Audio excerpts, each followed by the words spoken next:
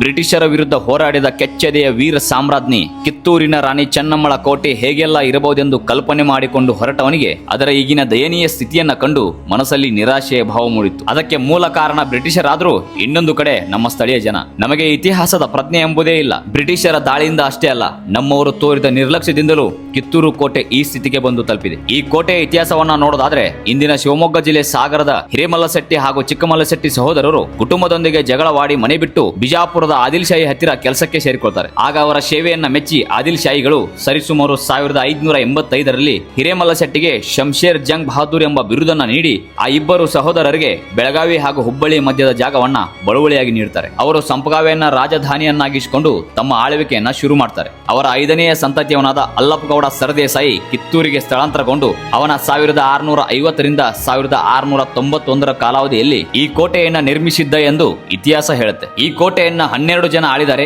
ಅದರಲ್ಲಿ ಕೊನೆಯವನು ಮಲ್ಲ ಸರ್ಜಾ ದೇಸಾಯಿ. ಅವನ 2ನೇ ಹೆಂಡತಿಯೇ ವೀರರಾಣಿ ಕಿತ್ತೂರು ಚೆನ್ನಮ್ಮ. 1857ರ ಪ್ರಥಮ ಸ್ವತಂತ್ರ ಸಂಗ್ರಾಮಕ್ಕಿಂತಲೂ ಮೊದಲೇ 1824ರಲ್ಲಿ ಬ್ರಿಟಿಷರ ವಿರುದ್ಧ ಯುದ್ಧ ಸಾರಿದ ದಿಟ್ಟ ಮಹಿಳೆ. 1824ರ ಮೊದಲ ಕಾಳಗದಲ್ಲಿ ಬ್ರಿಟಿಷ್ ಸೇನಾಧಿಕಾರಿ ಥ್ಯಾಕ್ರೆಯನ್ನ ರಣರಂಗದಲ್ಲಿ ಸಂಹರಿಸಿ ಬ್ರಿಟಿಷ್ ಸೈನ್ಯವನ್ನ ಹಿಮ್ಮೆಟ್ಟಿಸಿ ನಾಡನ್ನ ರಕ್ಷಿಸಿ 2ನೇ ಕಾಳಗದಲ್ಲಿ ಬ್ರಿಟಿಷ್ ಸೇನಾನಿ ಚಾಪ್ಲಿನ್ ನೇತೃತ್ವದ ಬ್ರಿಟಿಷ್ ಸೇನೆಯೊಂದಿಗೆ ಕಲಿತನದಿಂದ ಕಾದಾಡಿ ಅವರಾಡಿದ ಮೋಸದಾಟಕ್ಕೆ ಬಂಧನಕ್ಕೊಳಗಾಗಬೇಕಾಗುತ್ತೆ ರಾಣಿ ಚೆನ್ನಮ್ಮ. ಈ ಅರಮನೆಯೊಳಗಿನ ಮಂತ್ರಾಲೋಚನೆ ಕೊಠಡಿ, ಶೌಚಾಲಯ, ಗೌಪ್ಯ ಬಾವಿ, ಹಾಲು ಮೊಸರಿನ ಮನೆ, ಒಳಚರಂಡಿ ವ್ಯವಸ್ಥೆ, ಸಿಂಕು ಮುಂತಾದವೆಲ್ಲ ಆಗಿನ ಕಾಲದಲ್ಲಿ ಇರುವುದು ಕಂಡರೆ ಆಗಿನವರು ಎಷ್ಟೆಲ್ಲ ಮುಂದುವರೆದಿದ್ದರೆಂದು ಆಶ್ಚರ್ಯವಾಗುತ್ತದೆ. ಈ ಐತಿಹಾಸಿಕ ಸ್ಮಾರಕಗಳನ್ನ ನಾವು ಸಂರಕ್ಷಿಸಲು ನಿರ್ಲಕ್ಷ್ಯ ವಹಿಸುತ್ತಿರುವುದು ಈ ಸಮಾಜದ ಬಗ್ಗೆ ಅಸಹ್ಯ ಹುಟ್ಟಿಸುತ್ತದೆ. ನಮ್ಮ ಹಿರಿಯರು ನಮಗಾಗಿ ತಮ್ಮ ಪ್ರಾಣವನ್ನೇ ಪಣಕ್ಕಿಟ್ಟು ಹೋರಾಡಿದ್ದಾರೆ. ಅವರ ಶೌರ್ಯ ಪರಾಕ್ರಮಕ್ಕೆ ಸಾಕ್ಷಿಯಾಗಿ ನಿಂತ ಈ ಗುರುತುಗಳನ್ನ ನಾವು ಉಳಿಸಬೇಕಾಗಿದೆ. ಬ್ರಿಟಿಷರನ್ನ ಮೊದಲು ಸೋಲಿಸಿದ ವೀರರಾಣಿ ಚೆನ್ನಮ್ಮ ಹಾಗೂ ಸಂಗೊಳ್ಳಿ ರಾಯಣ್ಣರ ಸಾಹಸ ಗಾಥೆಯನ್ನ ಮುಂದಿನ ತಲೆಮಾರುಗಳಿಗೆ ಸಾರಿ ಸಾರಿ ಹೇಳಬೇಕಾಗಿದೆ. ಅವರಲ್ಲಿ ಅಭಿಮಾನದ ಬೀಜವನ್ನ